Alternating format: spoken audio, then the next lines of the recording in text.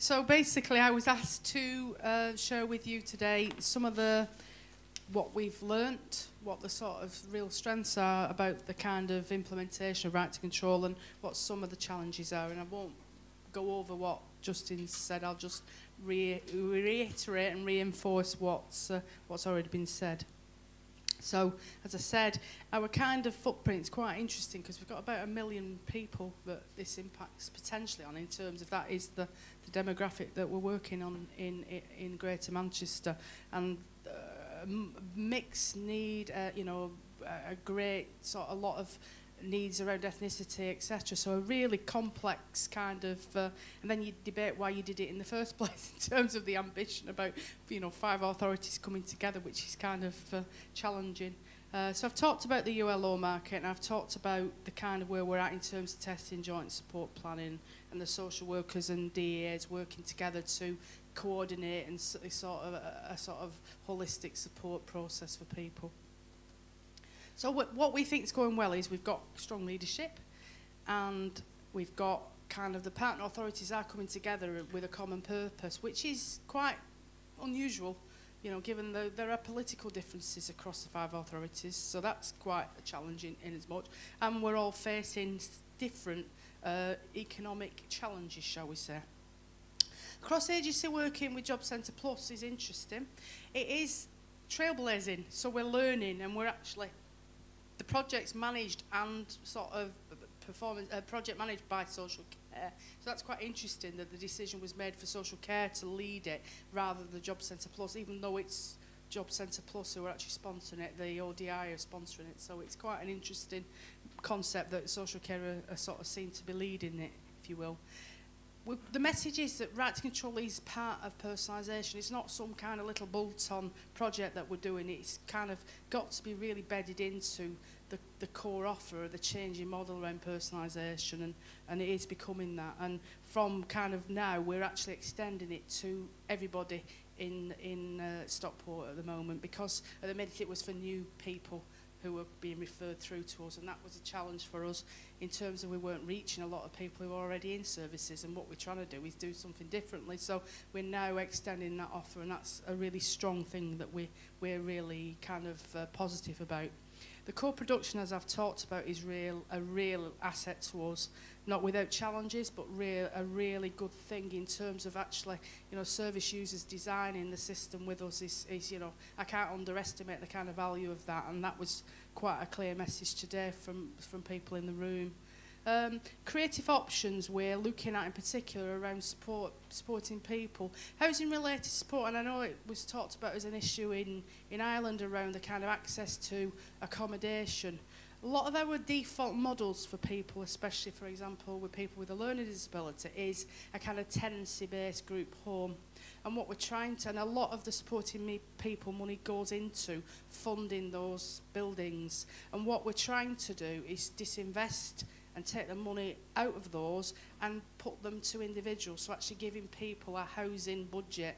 And that's kind of radical. And because we're kind of in the contracts where we're funding some longer term schemes, it's quite difficult to kind of extricate some of the budget. So what we're doing at the moment is doing that on an incremental basis, and we've got a really exciting case example at the moment of a woman who's in a group home, who's been in a group home for 10 years, has got a boyfriend, has a boyfriend of 8 years, and they can't live together. And her ambition, rightly, is that she wants to live with him. So what we're doing at the minute is using her social care money and the supporting people element to actually look for her an independent sort of accommodation. And that sounds small, but it's kind of really challenging some of the thinking around our systems at the minute about how you put unit costs into, you know, housing money, and how we sort of don't. I think the issue around personalisation is that you don't kind of disinvest suddenly on your kind of commission services. You've got to do that incrementally and over time, and that's a kind of key message really. So that's an interesting one for supporting people. There is an article that a colleague in Supporting People wrote that I can share if people are interested in that. Social care, as I say, it's kind of part of that personalisation continuum. Social workers, we're all different, and therefore the response is different depending on your kind of view of the world. So, you know, it's being embraced in some areas, and we've got some really kind of really lively young social workers who are kind of really embracing this sort of area, and you know, the kind of future leaders potentially in the system. We've done a lot of training with the design group, and as I say, we've now seen some really creative evidence of people using the budgets in a different way, like things like driving, horse lessons, you know, various things. I won't go into it because if we get into controversial land then about what people are spending their money on, you can ask me after. Challenges. It's been mentioned a lot this morning about the economic climate. I mean, we're in a very different place than where we were 2-3 years ago. So, you know, diminishing resources. The kind of economic viability of rights and control is kind of key. Testing that, does it save money, does it lead to better outcomes, is really important. But I think some of the methodology that we're using is not necessarily as robust as we might like, because I think we may be focusing on the kind of wrong things around that.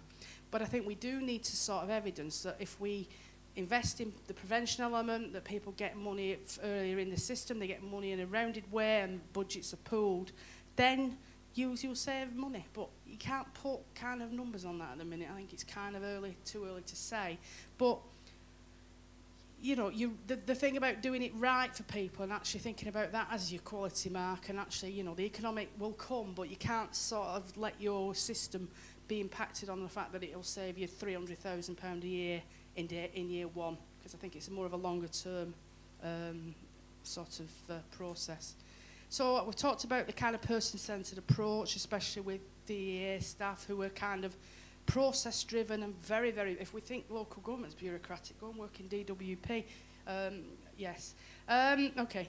This thing around direct payments, now I will say that the kind of concept is that direct payments seen as, you know, budgets is seen as everything. I would say is the personal budget is part of that choice, but it's not the only thing. And if you put your kind of emphasis on just giving people money, then you kind of lose a bit about designing support services that are going to meet people's needs. And that's an issue a lot of times for older people, for example, who still will need a kind of personal care delivered services. But my comment is, at the minute, they don't have any say on who comes through the door, and I don't think that's good enough, to be fair. Okay, the issue again about is the wider promotion and engagement to existing customers, and that people taking that leap of faith to doing things differently. How you promote it to people who've had traditional support, i.e. they're in a day service or a kind of institutional setting. It might be people can't make that kind of concept of actually doing something differently, and you've got to really support and promote that, and that's why peer support's really key. Talked about supporting people. I've said that deep personalisation analysis, I think at the minute is still not seen as the default option, and I don't think that people would disagree with me on that one. Obviously, we'll hear from Sarah. Employment options, as Justin said about, you know, there's not the market there to deliver. And the concept of a market being responsive is, you know, we as authorities have probably got to market manage that and stimulate and work with our third sector partners to actually sort of change the offer for people, because if they've got money and they can't buy it in anything different, then we're not doing that very well. So that I would say was the challenges. There's a case study here that you can look at, similar scenario to the one that Justin related, so I won't go that into detail. And that's me. Okay, thank you.